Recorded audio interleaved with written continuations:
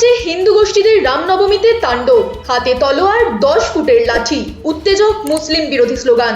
Police ও কেন্দ্রীয় বাহিনী নিরপেক্ষ দর্শক, রীতিমতো কোলে উঠে ধ্বজ লাগানো, রাস্তা বন্ধ করে দিয়ে মিছিল। এই ছিল রামনবমী। কিন্তু এরা বিজেপি সমর্থক নাকি অনিয়মিত হিন্দু গোষ্ঠীর ভলেন্টিয়ার?